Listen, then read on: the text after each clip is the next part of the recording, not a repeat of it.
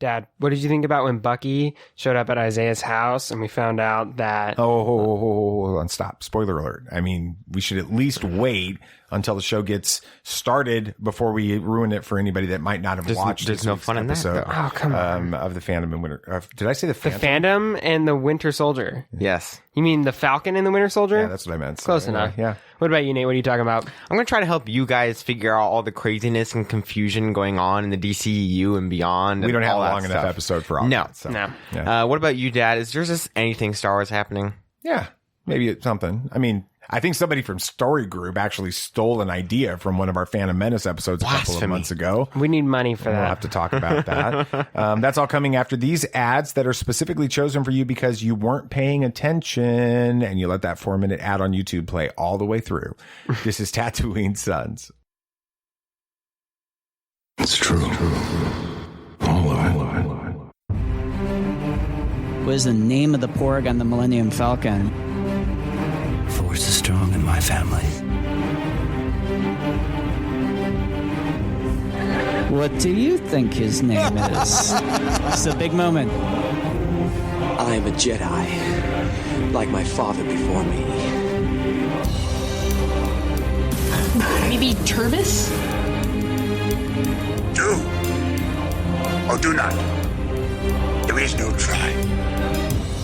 Turbis?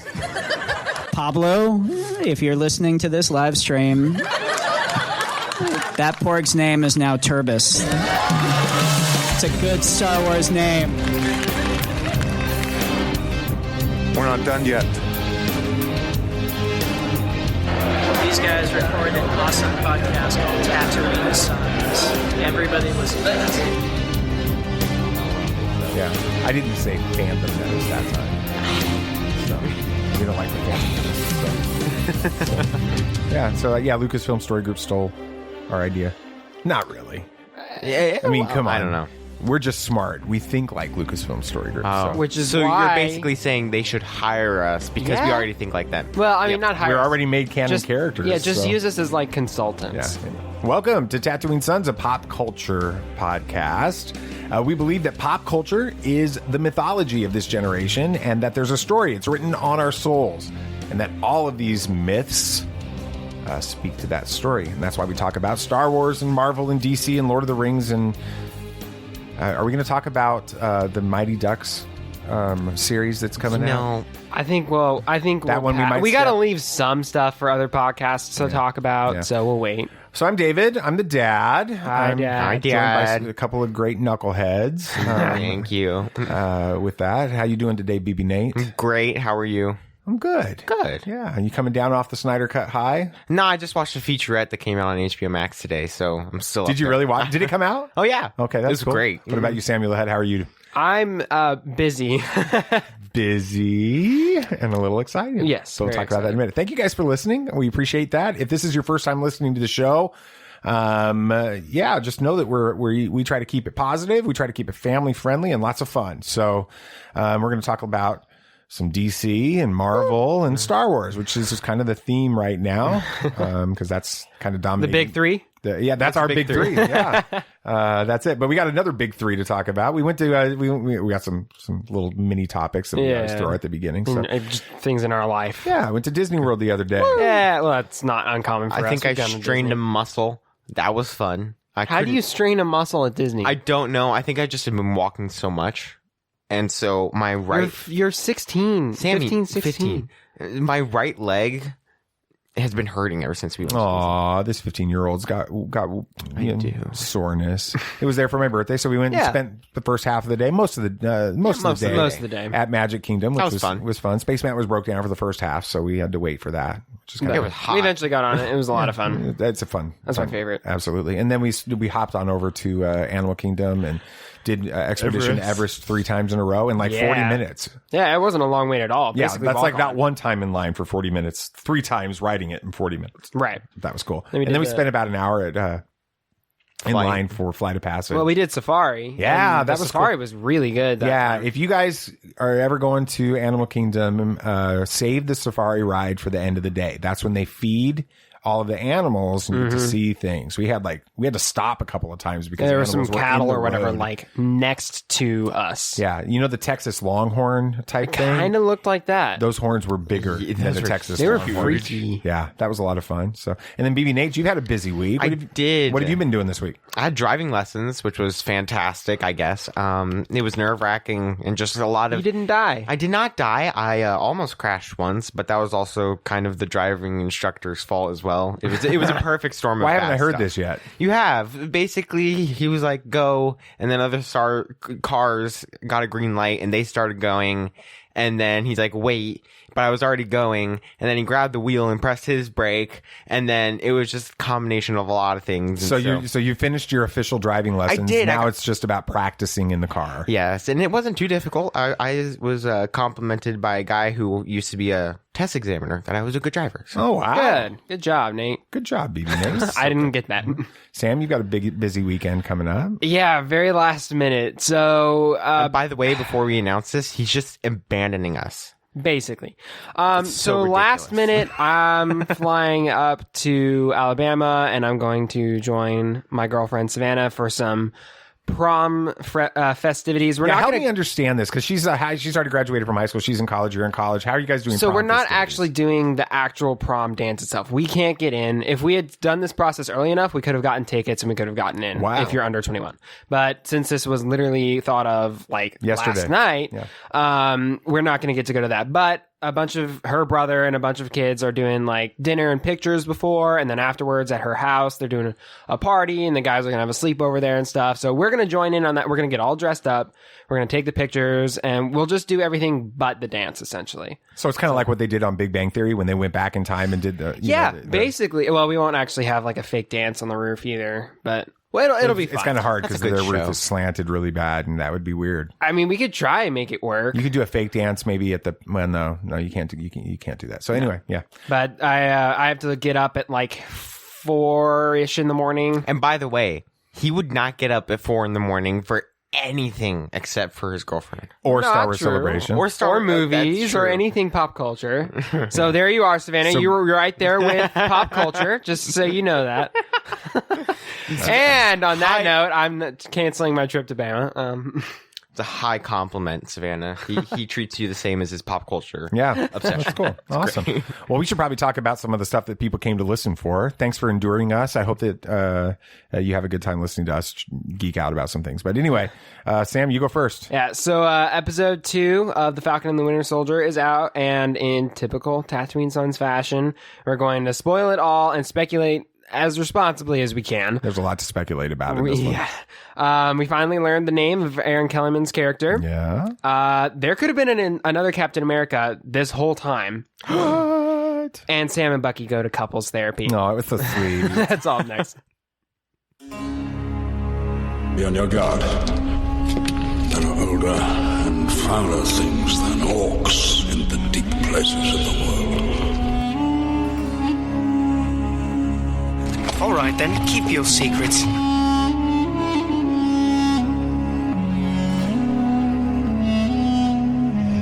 coming to us. Is as the footsteps of doom.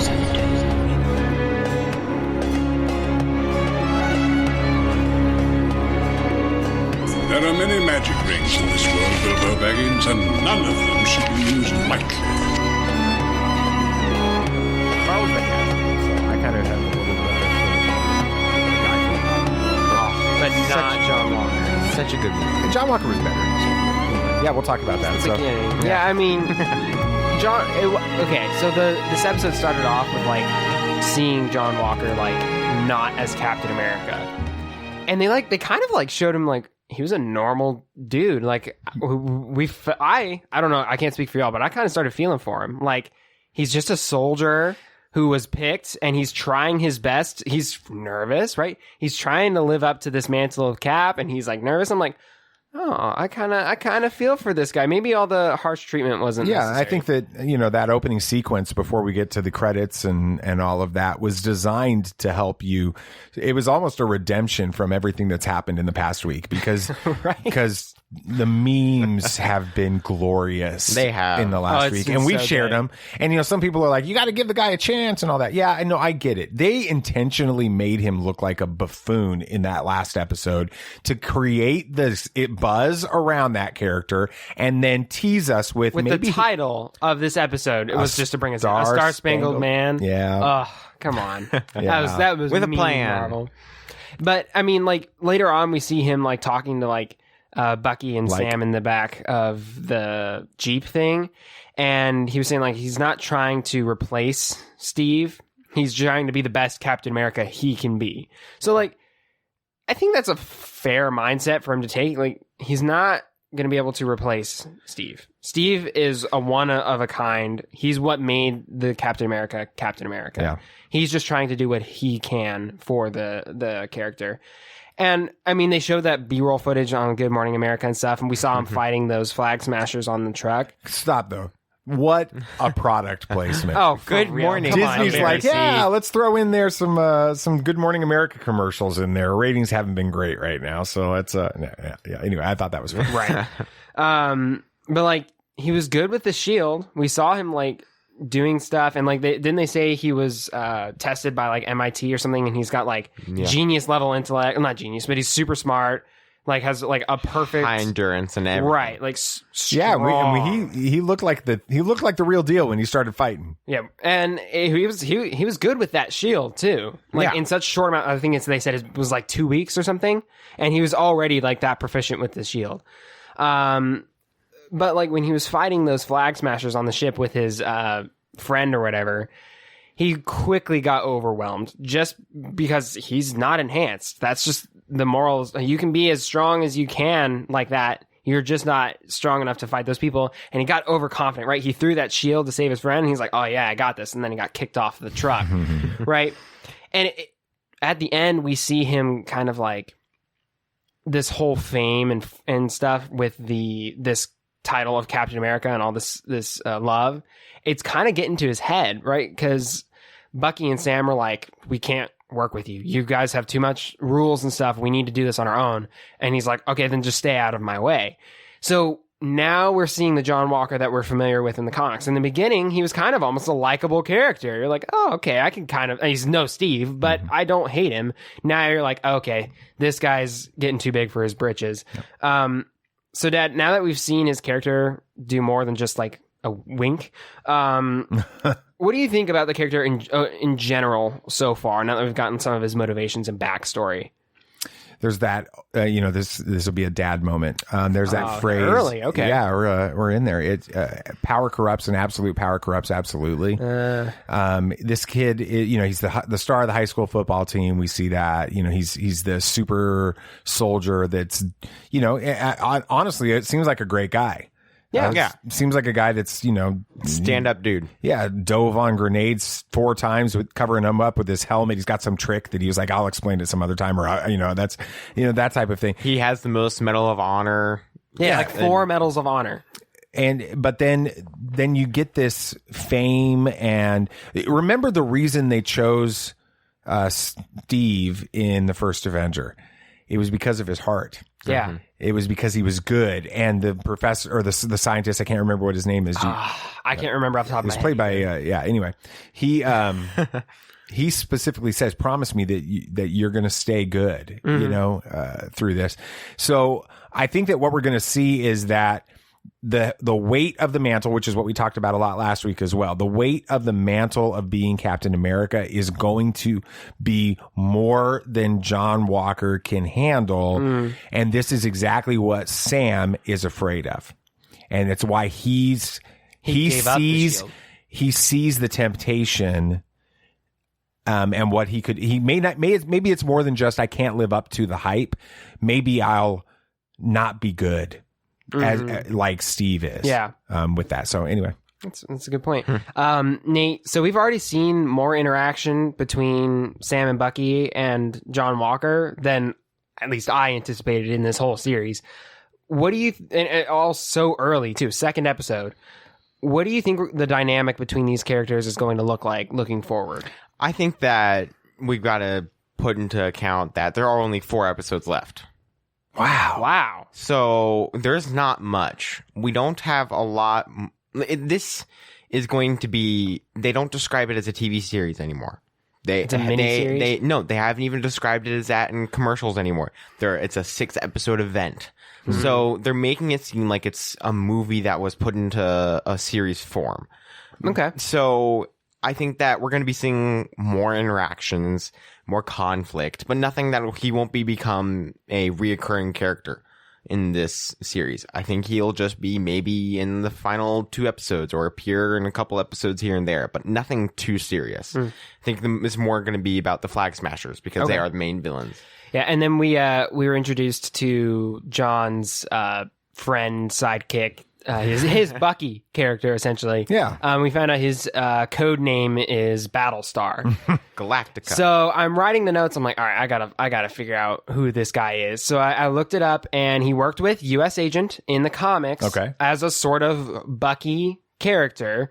And interestingly enough, both U.S. Agent and Battlestar got their enhancements, their powers, from the Power Broker, which we heard talked about at the end. No way. Yes. All right, so explain the Power Broker to me.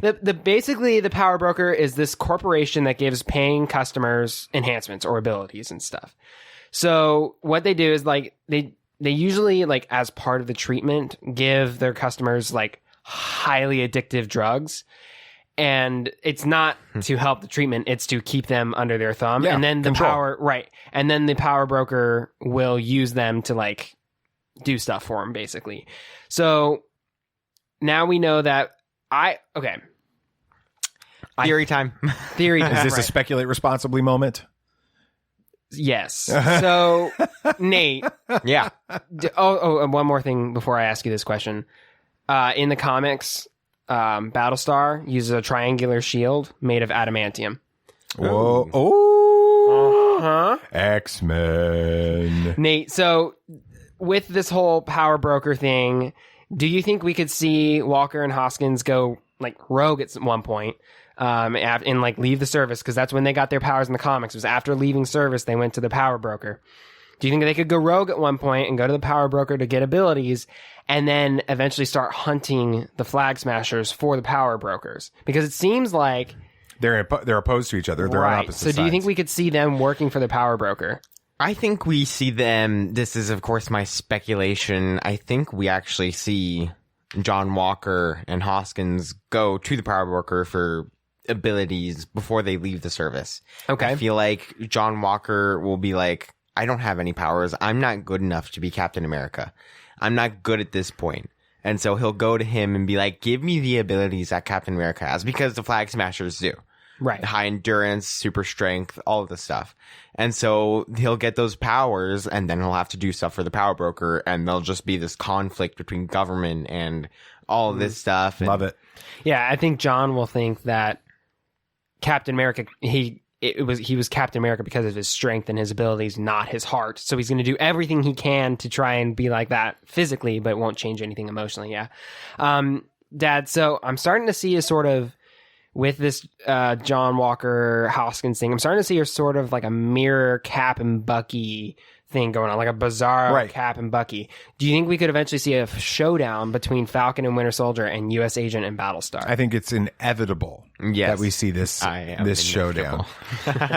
What's that? I am inevitable. Oh, is that a thing? Yeah, that's my Thanos. So that's a Marvel. So MCU. Yeah, it works. Yeah, it works.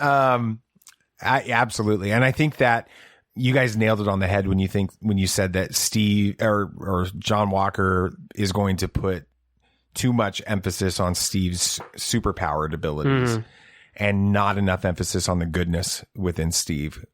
And he's going to, I think he's going to see that the Power Brokers are in opposition to the Flag Smashers, and he needs to stop the Flag Smashers, and he can't do it. So he goes and he takes these enhancements, and they both do, which I love this idea. And then that's when Sam and Bucky have to step in and put an end to these guys. Mm-hmm. And that's probably when they take the shield, because at that point, like at the beginning of the episode, Sam was like, I can't just go and like tell the government, hey, I changed my mind. I'd like to be Captain America now. I think once like John shows that he's not who he is supposed to be, they can take that shield from him. And then we finally got Erin Kellyman's character, Carly Morgenthau. I think I'm pronouncing that last name right. In the comics, that flag smasher is actually Carl Morgenthau. So they did a bit of a gender flip. So it's Carly Morgenthau, but she is flag smasher. We have that for sure. But in the comics, flag smasher is actually not powered. So they're changing that up a bit too. Motivations are the same though at this point. They want to rid the world of national rule. Obviously, the reasons are a bit different. In the comics, the blip wasn't the motivation, but that's still, they're still playing off of that. And then we talked about like it seems like this whole group of flag smashers at one point got their powers from the power broker, and it looks like maybe they didn't hold up their end of the deal or something, and now they're like, I liked the understanding the motivations of the flag smashers. I do too. It's almost like you can side with them just barely, but they're also like terrorists. So and Erin Kellyman is just a fantastic actress. She really is. It was a lot of fun. She's got more lines in this than I think she had in Solo. And then we got Isaiah Bradley. Like, in the comics, his character is literally called the Black Captain America. Did you hear how they teased and joked about that? Yeah. That you're the Black Falcon? Or no. They called him the Black Cap. What they call him? They called Falcon. Hey, you're the Black Falcon. He's like, am I? That's right. Are you Black Kid? Like, I'm just Falcon. Right. And then and then immediately, like 2 minutes later, Sam calls him Black Captain America. Yeah. So, but it was an interesting, like. So is that a character in the comics? Yeah. Oh, yeah, absolutely. He's got a similar story. Him and 300 other like African Americans were experimented on to be like to create the super soldier serum. Only he survived. He was sent over into Europe to actually hunt a Hydra scientist formulating it. In this, he was sent to fight Bucky. But he was sentenced to prison for like treason in the comics and stuff. So the same thing happened here. Basically, there's been a whole Captain America out there this whole time, and nobody's known about it. Yeah, that's awesome. And then we can't talk about this without Bucky and Sam. Obviously, well, they finally are back together at this point. Like, yeah, can I just say something that felt really weird? That whole introduction. Oh yeah, all of a sudden he was just there. Yeah, he was there. Yeah, that was did weird. Feel a little out of place. It's like a scene got cut. It's like a whole scene was just empty because then where he's going off and Bucky's there. It felt really weird. It did feel a bit disjointed. I do agree with that. But regardless, they're finally working together, and Bucky's upset at Sam. He's like, you threw away the shield. This was not the right thing to do. They've just put some clown up there as Cap. He's pissed. But they eventually like go off to like do this mission or whatever, find these flag smashers. And eventually they work with John Walker and stuff. And it's safe to say that neither of them like John Walker or Battlestar right now, which I guess they've got that going for them. But they go to therapy at one point because Bucky missed his therapy. So he was arrested. They put him in handcuffs, of course. They put the Winter Soldier, or should we say the White Wolf, in that was awesome. In handcuffs for some reason. But then, as like stipulation for him to get let out again, they had to do one session before they went off on this mission, and Sam was included. So basically, they had this whole like therapies or couples therapy. It was awesome. So funny. We finally got that like back and forth banter between Sam and Bucky. But all jokes aside, they really do not like each other. Like, no, and I think that's what we were picking up on in the last episode when we were talking about it is, the frenemies thing is almost too kind to suggest that they don't trust each other, they don't like each other, and they've worked together because an apocalyptic event can do that. It'll cause you to put aside some differences in order to do that. But in this case, they don't want to be around each other at all. And yeah, so I mean, do you think that in the end, Dad, it'll be this? The only thing they have in common is Steve, really. Do you think in the end it'll be this respect for something bigger than themselves, this icon of Captain America that will ultimately bring them together?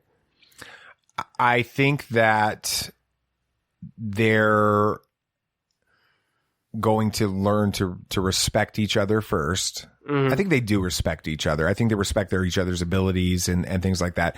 I think that respect is going to grow their friendship together because they've not really fought together side by side in a way where they were dependent on each other for their lives.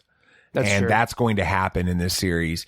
And they're going to that's what's going to bring them together. And again, I don't know if we talked about it on the previous episode or not. We might have, but I know we talked about it afterwards. I think that Captain America becomes Bucky and Sam going forward. This joint. The two, and I think we did talk about that. Yeah. So. Good stuff. Yep. So while things are still being set up in the series, it certainly feels like this is going to be a really exciting ride. And it's safe to say that I'm hooked on this series. I don't know about y'all, but definitely. I cannot wait for next Friday. But make sure to tune into the Falcon and Winter Soldier next Friday. Before our show. Yes, because we will spoil it. Yeah. And to see if any of our wild speculations actually happen. Spoiler alert, they probably won't. No, they never do. Nate, what are you talking about? So I'm going to be talking about, so after Zack Snyder's Justice League, you might be wondering, where does DC go from here? Well, it's more complicated than that, but I'm here to answer some of those questions and more. So buckle up, because this is going to get very confusing. It is already confusing. And that's all coming after these ads personally chosen for you because you filled out that survey at Comic-Con and you've been spammed by that company for 3 years. This is Tatooine Sons. Have you ever danced with the devil in the pale moonlight? Yeah, I can fly.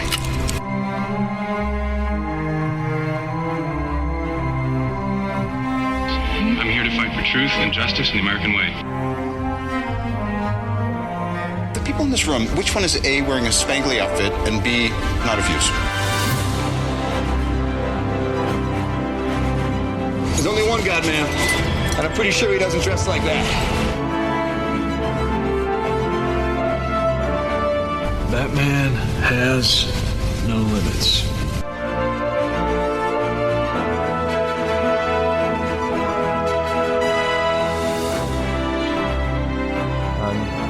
Yeah, I woke up this morning and there was like the only thing on my Twitter feed when I finally after a couple hours of doing stuff, I opened up Twitter and it was like, we're at 1.38 million tweets. We've got 2 hours and stuff like that. So good. Do you know where they got to? They finally, so they were at 1.4 and they had 20 minutes left and they got to 1.5 5 minutes before the deadline ended. So it's the most tweeted film in a 24-hour period most of all tweeted time. thing that had to do about movies of all time. Of all time. Wow. Was restore the Snyderverse. So that's crazy. Yeah, awesome. So we're just going to be talking about what's the future for DC and the DCEU. I don't know if they know what the future is. I don't even know if I know, and I know more about DC than you guys. So we're just going to be talking really about the next couple of years, and there's not much. It's not like Marvel, where it's just so much content. So this August, we're getting The Suicide Squad, not to be confused with Suicide Squad. And the description is supervillains Harley Quinn, Bloodsport, Peacemaker, and a collection of cons at Bel Rev Prison join the super secret, super shady Task Force X, where they are heavily armed and dropped off at the remote enemy-infused island of Corto Maltese. Okay. That is a mouthful. Very big. Did you guys watch the trailer that came out this afternoon? I did. I didn't even know it came out. It came out today. What'd you think about it, BB? I was nerding out, honestly. You liked it? It looks really good, actually. I hated it. It looks a lot of fun. It looks so stupid. I'm sorry. It just looks horrible. It looks hilarious. I don't know. Maybe. Okay, so we're also sell me on it. Sell you. There we go. We have Starro, who's just a gigantic Godzilla-sized starfish with a giant eye that does telepathic powers. So there you go. You should be sold on it already. There's a giant starfish monster. It's Sam. awesome. Yeah, I'm sold. It's so cool. We need Starro in Kong versus Godzilla. He's gonna be the one that He's gonna be like Mechagodzilla. He's gonna be like the Doomsday in Batman v Superman. Yeah. Let's just figure this out. How does this fit into DC or the DCEU? It doesn't. You know, this question, we're going to be touching on this for the movies. It's really difficult to answer. It's kind of a sequel and a soft reboot of the past Suicide Squad movie set in the DCEU. And we don't know if it's going to be connected to Birds of Prey or any other DC movie for that matter. So it's kind of just its own, but not really. And I don't know how to explain it any And that's better a criticism that I have of the DCEU. Because in the Marvel universe, the films, and even in Star Wars, where, you know, like, this, I mean, we've talked about it before, sequel trilogy. You've got JJ doing his thing, and then you got Ryan doing his thing, and then JJ went back and did his thing again, and they didn't have sort of a cohesive, I think everybody knows, they didn't have a cohesive, coherent storyline running through all three films when they were planning it, but still they fit. They were in the same universe. Yeah. And they worked together. There may have been some things that people didn't like about directions, but they still were the same story. DC is just all over the map. And I'm just going to give you one thing. And this is what, if you get into this argument with any other DC fan, this is the one word they're going to say. Multiverse. Because you can use that excuse anywhere and it can fit in because these are just different so it's basically, you know, the world between worlds thing that everybody's like, they want to reboot the sequel trilogy, so let's just have a world between worlds and they can go back and do it all over again and all that. I mean, but I don't think that makes for good storytelling. I'm just going to be honest. It's an excuse for lazy writing. It has pros and cons. It allows creative making and the freedom of that, but it also is like, for the casual fans, this is confusing. It's all in how you use it. You can use it to tell interesting stories, like the Marvel What If that's coming out. That could be multiverse or something, right? That's a Spider-Verse. Right. But if you use it as an excuse for, or as like to make up for you messed up, that's just poor writing. Yeah, and I don't know if it's for that yet or not. But and MCU's going into a multiverse driven story. But the multiverse is still coordinated. Mm-hmm. Yeah, they're going to be very careful on how they. And they could all tie this up with the movie we're talking about in a little bit. Okay. But what does this mean for DC? It doesn't mean much. It could just be, you know, a fun DC movie, and it really has no importance to a larger story. It's really just a solo DC movie that they're putting. Just a bunch of villains fight a giant. Kind of like Harley Quinn. Yeah, was just a movie. Yeah, exactly. Yeah. Birds of Prey. So, Dad, you never saw Suicide Squad. I didn't. Did you, Sam? No. Okay. We've expressed that Birds of Prey was not our cup of tea. I hated that That's movie. one way to put it. I'm just going to be nice. Are you interested at all to see this movie? Man, I'm shocked that you liked that trailer. I've got to see this trailer. So now I'm sitting here going, I don't know. Maybe I just missed something. Because I watched it and I just put out a one-word tweet. And people were like, immediately knew what I was tweeting about. No hashtag. What'd you say? Meh. Yeah. I just went meh. Like that. And people were like, oh, so you watched the Suicide Squad trailer. Ouch. I was. And then other people that like responded went back and watched it. And they're like, I love this. I'm so excited about this. And now you're saying it. I'm like, what, did I miss it? Like, it just might like be the beginning part where they're like trying to break Harley Quinn out and she's behind them. They're like, there were some funny moments. That is HarleyQuinn's character. All right. I want to get Sam's thoughts. Go ahead. Yeah. I have no clue. I need to watch the trailer. Okay. Here's what I think though. Okay. Or do you have a question for No, me? no. Okay. I think that this feels like, and for more reasons than one, that DCEU wanted to have a Guardians of the Galaxy movie. Yeah, a little bit. That would explain And they brought a in lot. James Gunn, and that's what they're trying to do. It's a band of misfits who don't work well But together. the thing is somebody's like, this is going to have the highest main character death toll of any superhero movie. There's like 10 or 12 super villains on the team. You know, the only reason, I mean, this is going to get really dark for a second. That's DC. We're fine. Can we just kill off all the characters in one movie and just see what happens? Rogue One.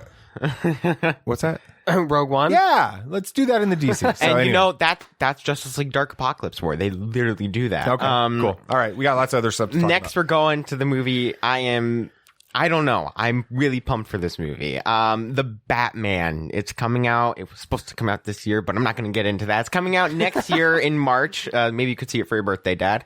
I'll watch that. The plot revolves around the hunt for a serial killer, the Riddler most likely, who murders wealthy Gotham residents, as well as Batman's discovery of a deep conspiracy reaching far back into Gotham's history and potentially involving his own parents. Okay. I know very little about DC and very little about Batman, but that sounds a lot like Court of Owls to me. It does. Good job there, Sam. I did it. How do you know you read that? I read that issue, that comic. This is most likely going to be taken from a lot of different comic books and even the Telltale game series where their parents were actually evil and that's how they got their money. And so Bruce Wayne decided to go his own different direction and try to save Gotham.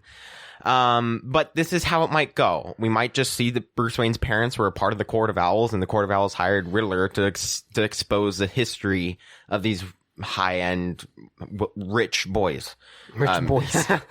And how does this fit into DC or the DCEU? It does not.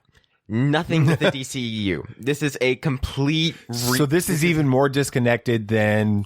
What is it? Birds of Prey. I call it Harley Quinn. This is like Batman Begins disconnected. Yeah, it's just own, its own thing. It's starting its own universe. It might be loosely connected to the Joker movie. We're not sure quite yet. It's been kind of talked about and rumored and all this stuff. But there will also be a prequel spin-off show coming the year before. On HBO Max? It's coming on HBO Max called GCPD, The Rise of Gotham's Villains. When does that start? When does that premiere? We're not sure. Okay. It's probably going to premiere after the movie comes out next year. Oh, okay. It's going to be set in year 1, though. The movie's set in year 2 of Batman's career. So, interesting. So really early. And what does this mean for DC? A lot. Actually, if you're that's surprising, it means that they're expanding their horizons and trying new things past the DCEU, which they haven't really done in a long time. So, Sam, what are you most excited for in this movie? You know, I've always been a fan of the character of Batman. And I'm excited because this looks like they're going to take a different spin on it where it's going to be more detective based. Batman Begins, you can argue with me all you want. You can say it was detective, but it didn't feel detective at all. You've got Ben Affleck's Batman, which is more of the superhero Batman, which I liked. But I'm excited because this looks like a gritty crime film Batman. I think it's going to be really fun. It was confirmed that this is going to be a lot more detective based. This is going to be a detective film, not a superhero film. Okay. It is also, the director was like, I took a lot of inspiration for the tone and the style of this film from Zodiac and Seven. Interesting. We haven't seen Zodiac yet, but we watched Seven recently. He's like the serial killer and the detective aspects from Seven and also Zodiac. He's like, I took a lot of inspiration from those to make this movie. Very exciting. A cat and mouse almost. Yes, it is going to be a very cat and mouse. Ooh. They also might be bringing in the Long Halloween because we saw a Valentine's Day card. Murder happens every holiday of a specific person. We saw a Valentine's Day card, which was really exciting. Now we're moving on to the movie that Sammy's probably the most excited about, The Flash. Solo movie with Ezra Miller. The description, this one's really long. The Flash meets Batman in parallel dimensions. All right, that's it. We had news about that this week. A couple things, didn't we? Yeah, we had the casting announcement for Barry Allen's dad, the recasting. Which I'm not a fan of. I liked Barry Allen's dad. Well, he left because of all the stuff going on with DC and stuff. But the new person that they got, is not terrible. He looks a lot like him, and he's kind of a comedian, so it should work with the vibe that we had. Also, his mother was casted, I forget her name. Helen Allen, I think? No, I don't remember her name. But whose mother? Barry Allen's mother. I thought she was dead. Exactly. We might be seeing the flashback. Flashpoint, maybe. Dad will get that one because we watched the animated movie. Yeah, I did. It's a good movie. Mm-hmm. How does this fit into DC and the DCEU? This is where it gets so confusing because it wasn't already? Flash can time travel. We saw that. We did, which was like probably the coolest moment in all of superhero cinema. I'm going to just say. Wow. BB Nate just doubling let's down on dial that. it back just a little bit. I'm just saying. We're not sure. This movie is going to be all about time travel and different multiverse and dimensions. So we'll just have to see where it goes.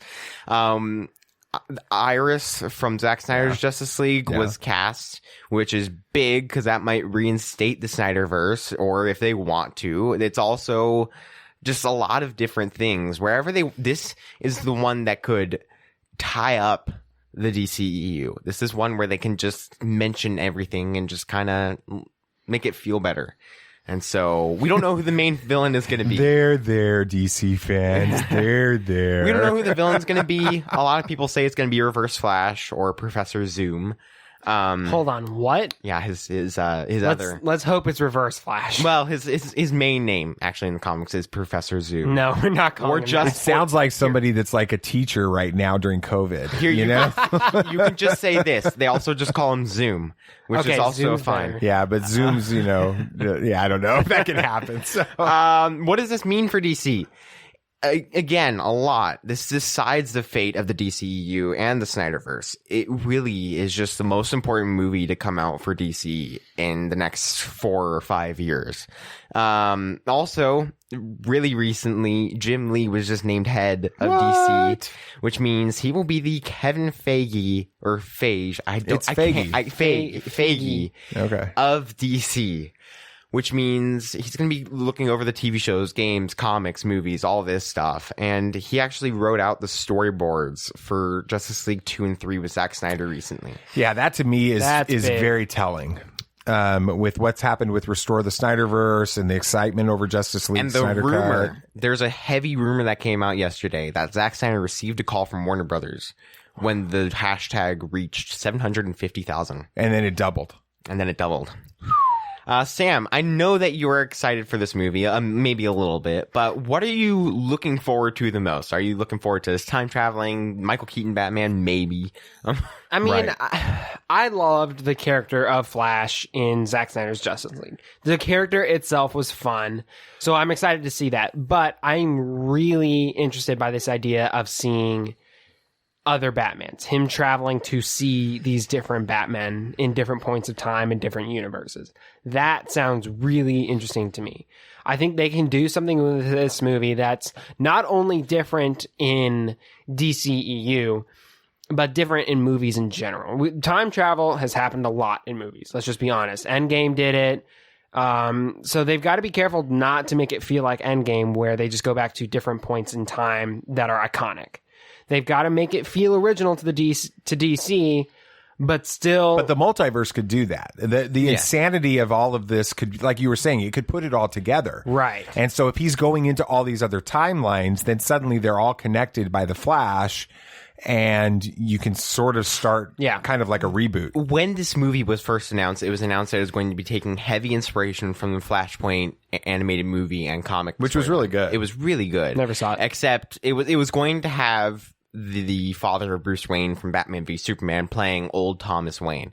But he backed out because, again, the craziness with DC.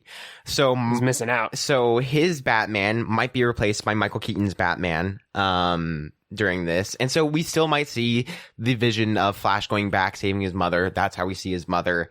And then Reverse Flash just toying with everything. But that means it'll be a very dark movie for live action. This is going to be coming out sometime next year. We don't have an exact date, but probably summer for a big blockbuster superhero movie. And then we're getting one which actually a lot of people are excited for, Aquaman 2. Is that sarcasm? Actually, no, a lot of people are excited for this. okay. A lot of people really loved the first movie. Okay. The description is probably the most interesting one that we will get from this whole thing. The further adventures of Aquaman. I'm sold. Can I buy my tickets right now? This is literally all we know. So, in other words, they don't know what it's about. No, they're just not releasing what it's going to be about yet. They may not have even started filming. Yeah, this yet, it's just it's coming there's out so much out there late next year around the Christmas, like it did for the first Aquaman. This probably takes place after the first Aquaman, which we still really don't know where that fits in. Good Lord. It's probably it's after Justice League, yet it's the whole it's weird. It fits better after Zack Snyder's Justice League than the original one, which is apparently canon. Because right at Zack Snyder's Justice League, he says, I gotta go see my dad. The beginning of Aquaman is him seeing his dad. So that's the weird thing that's going on. And what does this mean for DC? Again, not much like the Suicide Squad. It doesn't mean much. It will probably be its own story and not have much to do with the bigger story or like Flash and the Batman changing what's going to be happening. I'm going to ask you this. I'm not going to ask, did you like the first Aquaman movie? Because we know this answer. But what did you like about the first Aquaman movie? I'm going to go with Dad. Oh, I think that it was a beautiful film. And I think it was fun. It was a fun film. I just think that it was a storyline that was utterly predictable because it was the Arthurian legend played out underwater in DC. Yeah. And so, instead of the sword and the stone, it was the trident. And then we had Pitbull doing Africa. Oh, yeah. I blocked that one out. Yeah, so it was a fine film, and I know it was really, really popular. I understand that. I should probably do a second rewatch. I would like, yeah. Maybe we can watch that this weekend. Maybe. So I'll pass. No, you got to go see About a Girl. Yeah, I'm gonna go see About a Girl. Dad stole my thing. Visually, it really did something pretty extraordinary. I mean, the visuals underwater were so colorful and so bright, and there were so many things happening. It looked phenomenal. I can't really say much about the rest of the film because I honestly don't remember much. I think Ocean Master was kind of cool. Ocean Master was a cool bad guy. I liked his character, but I don't know. So, as you can tell, there are some fantastic movies coming out very soon, but it's also very confusing. But, that's not all of them. We also have... Yeah, what about Shazam, the best DC movie ever made? We also have Black Adam, which Pierce Brosnan was just cast as Dr. Fate, which is a fantastic casting choice. We have Shazam, Fury of the Gods. Helen Mirren was just casted as Hespera, which is also very exciting. A New Gods movie. What the heck is that? What? A New Gods. A New Gods. This is the most exciting one for me because this is going to be telling this probably the origin story of Darkseid. No way. Okay. New Gods is all about that. Jack Kirby's New Gods is so cool. And some very, very exciting animated movies coming out this year. Yeah, we're going to have to talk about DC animation because it's fantastic stuff. It's so good. We're getting Long Halloween, which is very exciting. And all of those are actually already in production and are coming out in the next 2 to 3 years. So that's exciting. I think it might turn into a DC universe. We're all just living in it. So let's hope. We'll see. They're going to have to steal a lot of thunder from Marvel. They've done a pretty good job. And they've already done that today. That's fair. Well, last December's announcement of the Acolyte series has lots of us asking questions about the High Republic, and thank the maker. We have Cavan Scott to bring us some answers. Did the author of a new Star Wars book listen to our show before writing a very interesting comment about Qui-Gon Jinn? And Dr. Afra stumbles upon the Nihil in a recently released issue. And that's all going to come after these ads that were personally chosen for you because you misspelled shoes on your browser and things got kind of weird. This is Tatooine Sons. Hokey religions and ancient weapons are no match for a good blaster at your side, kid.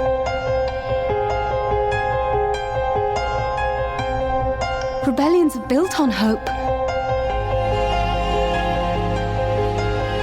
Force is with me, and I am with the Force.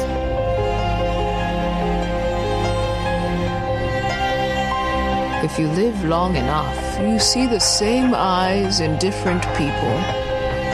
Yeah, so I just asked on Twitter because in the last segment we were trying to figure it out. What's the plural of Batman? Is it Batmen or is it Batmans? Sam, what do you think? I think it's Batman, but that's... You can't, because then Bat becomes an adjective referring to the men instead of part of the title. It's not in the first place? No, it's not. Batman is a title. No, Batman's Batman. He's literally a guy dressed up like a bat. No, but his title is Batman. Nate, you're the expert. And it's one word. Look at it. It's just Batman. There's only one No, what if Batman. No, there's not. That's what we were just There talking is. about on Flash. There's Batmans. Oh. So how many, what would the plural be? Batman.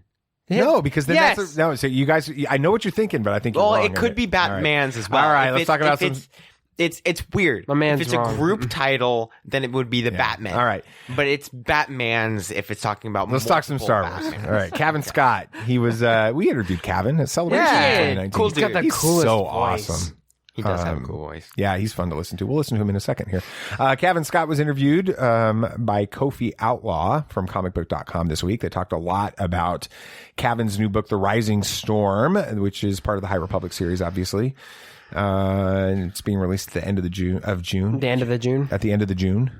You can pre-order it through a link in the show notes if you want it and help out a Star Wars or to At pop culture podcast. TatooineSons.com. At that or in the show notes. But honestly, it's a great interview. You should check it out. There was a fun little nugget that I want to focus on. It came at the end of the interview when Kofi asked Cavan about whether the newly announced Disney Plus series, The Acolyte, impacted anything going on with the planning of the High Republic initiative. Here's what he had to say. No, because I think we predated that. Okay. Because we've been working on this for a good number of years now. So what happened was that, people were getting excited about the High Republic as we were creating it, which was great to see, and there have been all these other plans as well. But the great thing that Star Wars is so good at taking this thing's being worked on over here, this thing's being worked over on here, so let's bring it together. And yeah, I mean, the High Republic as an era goes on for an awful long time. Because, it is that period of time before the fall of the Jedi. And so yeah, no, it's been really exciting to sort of see other threads of Star Wars coming in as they've been developed as well, and to see us all working together to get to those final points. But yeah, it's going to be an exciting few years ahead. All right, so BB Nate, is The Acolyte going to end up being a separate story taking place at the end of the High Republic era, or will it be the conclusion of that storyline? What do you think? I think it'll just be a story at the end of the High Republic era. I don't know if that's. I mean, it's a show. People will watch it. Yeah, but, I don't. No. I think that people will be confused if it's the end of an era. So they'll be mentioning all of these things because all of these people, if they don't mention the stuff that's happened before, then all these people that have been following High Republic will be like, well, this was just a show that took place during High Republic that ended this storyline, kind of anticlimactic. So I don't know if it will be an end, but I think it'll just be a story taking place at the end of that era. What do you think, Sam? Yeah, I just think it's going to be something to flesh out this era. Give it a sort of visual. Just give this era a visual. Really, everything is in book form. There are some comics. Oh yeah, stuff. a lot of comics. But giving it a live action visual will help really solidify that timeline in Star Wars, I think. That's awesome. All right. Ryan Britt. He's from over there at, I think he was writing on Inverse. Okay. Inverse.com.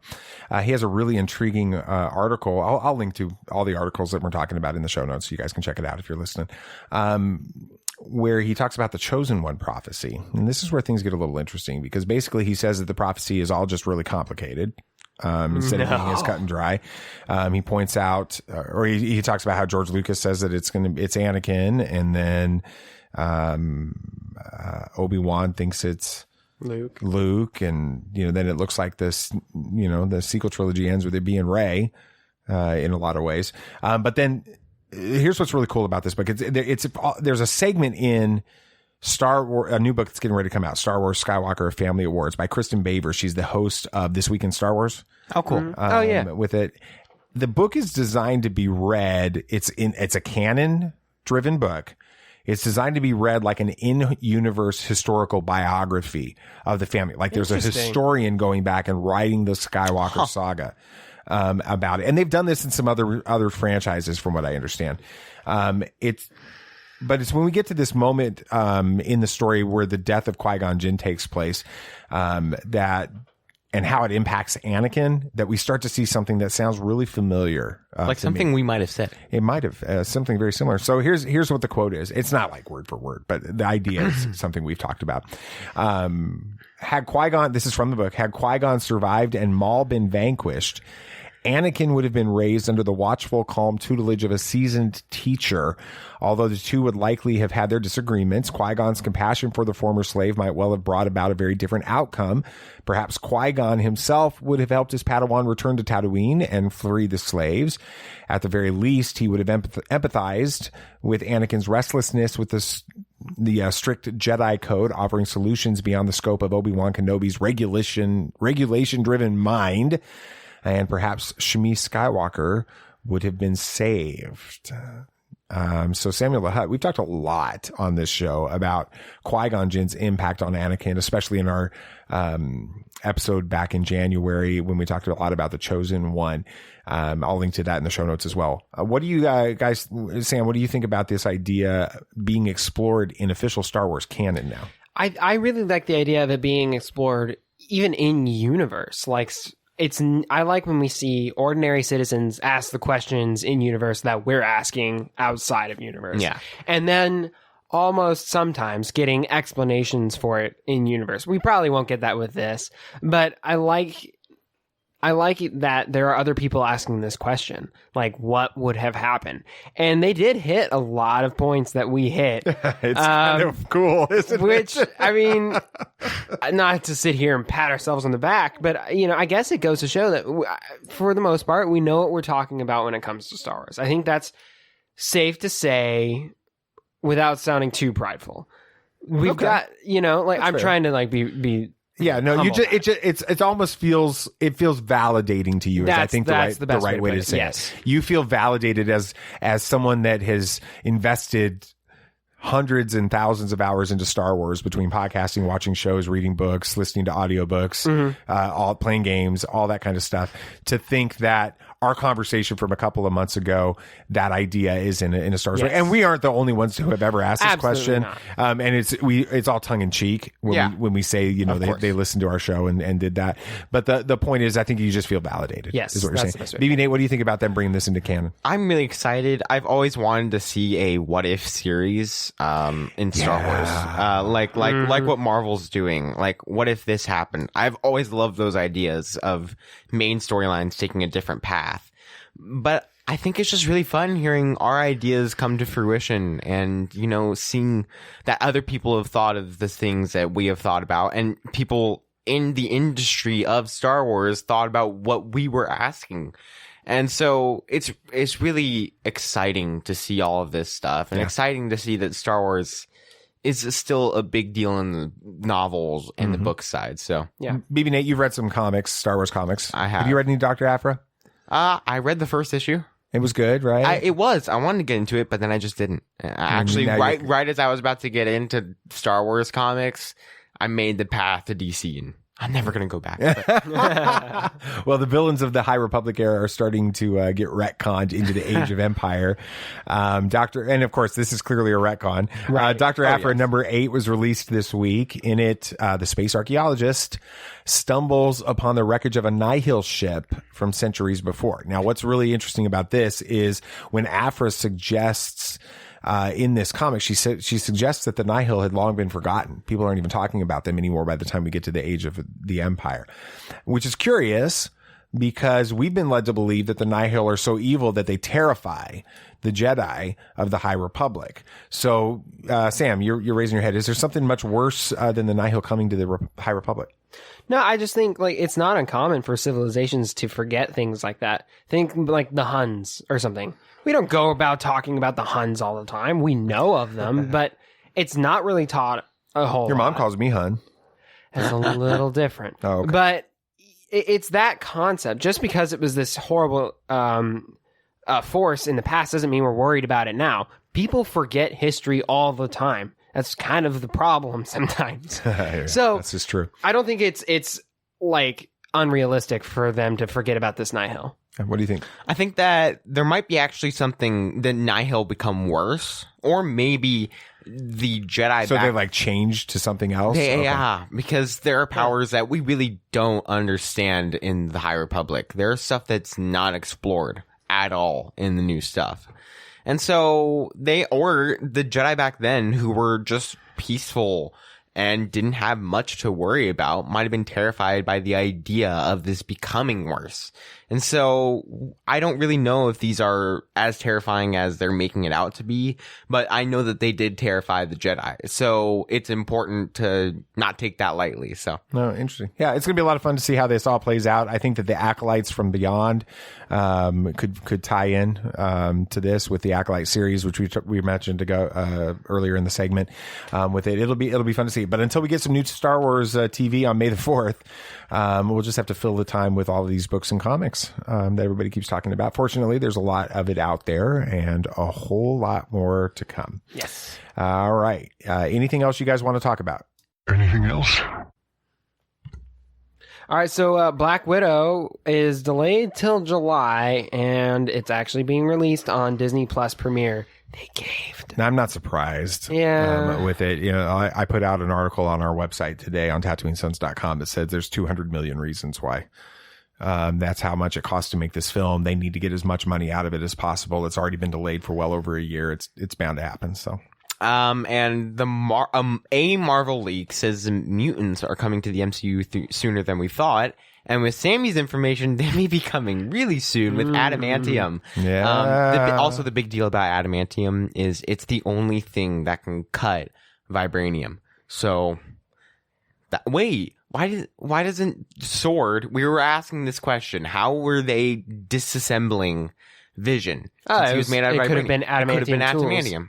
Add to adamantium. Now we got a little WandaVision nugget thrown in there. A big National Treasure series. You know this the movies National Treasure? The movie series that died about 15 years ago. It's not that long ago. 15 years? Maybe 10.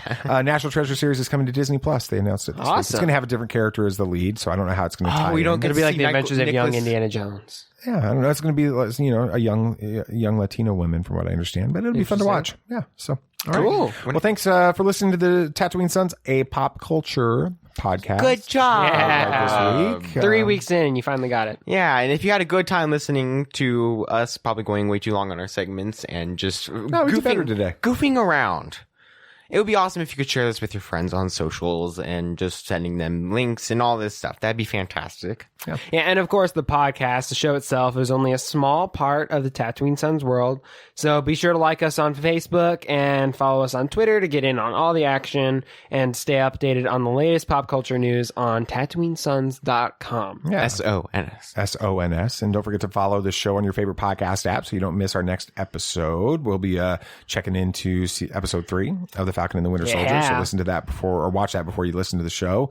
And some other fun DC stuff. Maybe we could talk a little DC animation next week, BB Nate. How would you feel about that? He's like, I am down for that. All right. Anything else you guys want to say? May the Force be with you. May the Force be with you. May the Force be with you, always. This party's over. I like that Wookiee. Don't get technical with me. Joy, please. Yep, yep.